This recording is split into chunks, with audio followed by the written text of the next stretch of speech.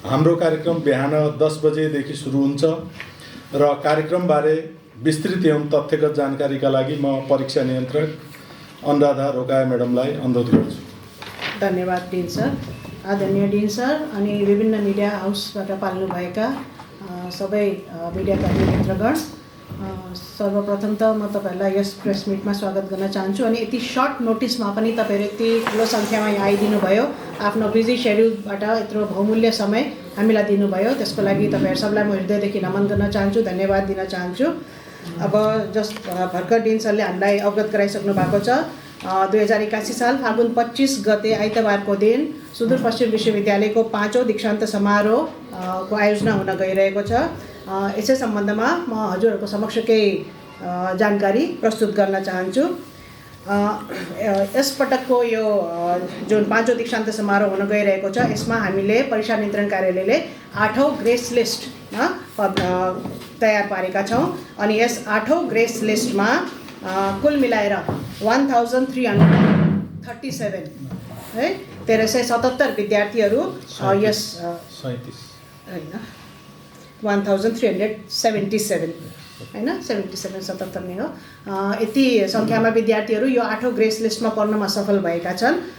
यसमध्ये हाम्रो faculty of humanities and social science तर्फ 188 स्टुडेन्ट्स रहेका छन्। अनि हाम्रो विश्वविद्यालयको लागि, हामी सबैको लागि गर्वको कुरा के छ भने पहिलो पटक एउटा विद्यावारिधि गर्नुभएका हैन पीएचडी होल्डर पनि यस ग्रेस लिस्टमा सामेल हुनुभएको छ, हाम्रो faculty of humanities and social साइन्सको तर्फबाट।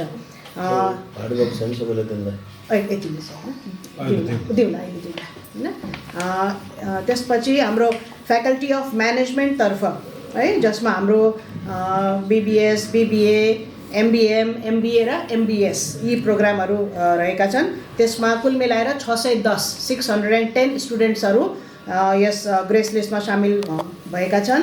त्यसै गरी हाम्रो फ्याकल्टी अफ एजुकेसन शिक्षाशास्त्र संकायतर्फ 417 विद्यार्थीहरू रहेका छन्। यसमा हाम्रो ब्याचलर, मास्टर्स अनि एमफिलका पनि विद्यार्थी रहेका छन्। एमफिलको तर्फ 2 जना विद्यार्थी रहेका छन् एजुकेसन संकायमा। त्यसपछि faculty of science and technology तर्फ, जसमा हाम्रो बीएससी जनरल साइन्स अनि बीएससी सीएसआईटी दुईटा प्रोग्राम रनिङ छन्। त्यसमा चाहिँ हाम्रो 41 स्टुडेन्ट्सहरू ग्रेस लिस्टमा सामेल भएका छन्। त्यसपछि हाम्रो फ्याकल्टी अफ इन्जिनियरिङ यसमा चाहिँ सिभिल इन्जिनियरिङका मात्रै विद्यार्थीहरू ग्रेस लिस्टमा छन् 29, किनभने हाम्रो अहिले कम्प्युटर पनि छ रनिङ छ, तर त्यो चाहिँ अहिले 7औँमा मात्रै पुगेको अवस्था छ। त्यसैले यसमा सिभिल इन्जिनियरिङ तर्फका 29 स्टुडेन्ट्सहरू ग्रेस लिस्टमा 8औं ग्रेस लिस्टमा सामेल भएका छन्। अनि त्यसपछि अन्तिम हाम्रो जुन फ्याकल्टी छ त्यो हो फ्याकल्टी अफ एग्रिकल्चर साइन्स। त्यसमा चाहिँ 92 स्टुडेन्ट्स है 92 स्टुडेन्ट्सहरू यो 8औं ग्रेस लिस्टमा सामेल भएका छन्। त्यसको ग्रान्ड टोटल हुन गएको छ 1377। यो भयो हाम्रो 8औं ग्रेस लिस्ट। अब यी 8औं ग्रेस लिस्टमा सामेल भएका विद्यार्थीहरूमध्ये यो समारोहमा भाग लिनका लागि 372 विद्यार्थीहरूले आवेदन दिएका छन्। अनि यी विद्यार्थीहरूले आफू त आउने नै हुन्, साथसाथै उहाँहरूका अभिभावक, उनका गार्जियन, उनका पेरेन्ट्सहरू पनि आउन गइरहेका छन्। हिजोसम्म 330 जना गार्जियनहरूको पनि एप्लिकेसन आइसकेको थियो। अनि त्यो अहिले आउने क्रम जारी छ। हामीले अहिले पनि उहाँलाई रोकेका छैनौँ। 372 स्टुडेन्ट्स दीक्षित हुने 1477 ग्रेस लिस्टमा दीक्षित हुनको लागि क्वालिफाई गर्ने एलिजिबल हैन, उहाँहरूले सामेल नभए पनि आफ्नो सर्टिफिकेट चाहिँ अप्लाई गरेर लगाउन सक्नुहुन्छ हैन। तर जो कार्यक्रममा आउनको लागि जो जतिजनाले अप्लाई गरेका हुन् उहाँहरू हुनुहुन्छ 372 है। अनि यी मध्ये यो faculty of humanities and social साइन्समा चाहिँ 69 ले अप्लाई गरेका छन्। म्यानेजमेन्ट तर्फ 144, एजुकेसन तर्फ 118 हैन। अनि साइन्स एन्ड टेक्नोलोजी तर्फ 15, इन्जिनियरिङ तर्फ 11 अनि एग्रिकल्चर साइन्स तर्फ 15 जनाले अप्लाई गरेका छन्। अब कोही टाढा पनि हुन्छन् हैन, अनि फर्दर स्टडिजको लागि टाढा गइसकेका हुन्छन्, त्यसैले पनि विद्यार्थीहरू सबैजना आउन सक्दैनन्। अब यी दीक्षित हुने विद्यार्थीहरूमध्ये 11 जनाले चाहिँ पदक पाउनेछन्। अनि यी पदकहरूमा पहिलो पदक छ हाम्रो चान्सलर पदक, अनि दोस्रो छ हाम्रो भाइस चान्सलर पदक। चान्सलर पदक भनेपछि चाहिँ हाम्रो यो ओभरअल टपर, अनि भाइस चान्सलर पदक भनेपछि चाहिँ हाम्रो के अरे एउटा मास्टर्स टपर, एउटा ब्याचलर्स टपर होइन, ग्रेजुएट लेभल टपर अनि अन्डर ग्रेजुएट लेभल टपर। अब यसमा हाम्रो अब नाम लिउँ होला होइन, ठुलो खुसीको कुरा हो यो। पदमराज भट्टज्यू हुनुहुन्छ हाम्रो शिक्षा शास्त्र संकायतर्फ 3.40 CGPA को साथमा उहाँले चान्सलर पदक पाउनुहुनेछ।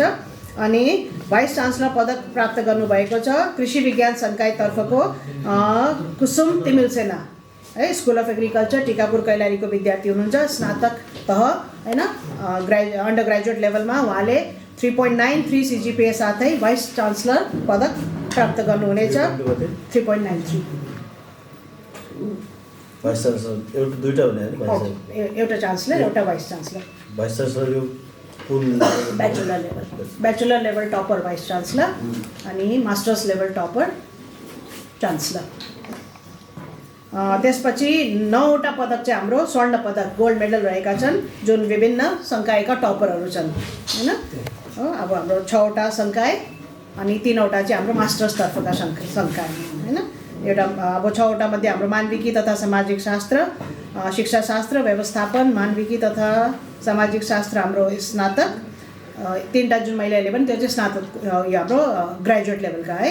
Humanities and social sciences, education management 3टा हाम्रो ग्रेजुएट तर्फ। अनि त्यसपछि चाहिँ यो मानविकी तथा सामाजिक शास्त्र, शिक्षा शास्त्र, व्यवस्थापन, विज्ञान तथा प्रविधि, इन्जिनियरिङ अनि कृषि विज्ञान यी चाहिँ स्नातक तहका संकायहरू। यी हुन् हाम्रा पदक प्राप्त गर्ने विद्यार्थीहरूको नामावलीको सम्बन्धमा जानकारी। अब यो 5औं दीक्षान्त समारोहलाई एकदम होइन सफलताको साथमा होइन एकदमै भव्यताको साथमा सम्पन्न गर्नको लागि हामीले एउटा मूल आयोजक समितिको गठन गरिएको छ। अनि यो मूल आयोजक समिति हाम्रो सुदूरपश्चिम विश्वविद्यालयका हाम्रो रजिस्ट्रार सर हाम्रो प्रोफेसर यज्ञराज पाठक सरको अध्यक्षतामा यसको गठन गरिएको छ।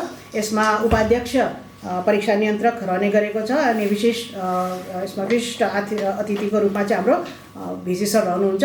अनि साथै अरू विभिन्न जुन कार्यहरू छन् जस्तो समारोह स्थल तयारी, प्रचार प्रसार, निमन्त्रणा, स्वागत, दीक्षान्त समारोह, पोशाक वितरण, विद्यार्थी स्वयंसेवक परिचालन लगायतका जुन विभिन्न कार्यहरू छन्, जुन हरेक कार्य अत्यन्तै आवश्यक होइन छ हाम्रो यो दीक्षान्त समारोहलाई सफलतापूर्वक सम्पन्नको लागि। यी सबै कार्यहरूको लागि पनि विभिन्न उपसमितिहरू बनाइएका छन्। एउटा मूल आयोजक समिति छ अनि त्यसको तल चाहिँ सबै उपसमितिहरू छन् अनि सबै उपसमितिहरूको संयोजकहरू नियुक्त गरिएका छन्। अनि उहाँहरूले एकदमै राम्रोसँग डिलिजेन्ट भएर होइन एकदमै मेहनतको साथमा आफ्नो आफ्नो काम लगनशील भएर गरिरहनु भएको छ।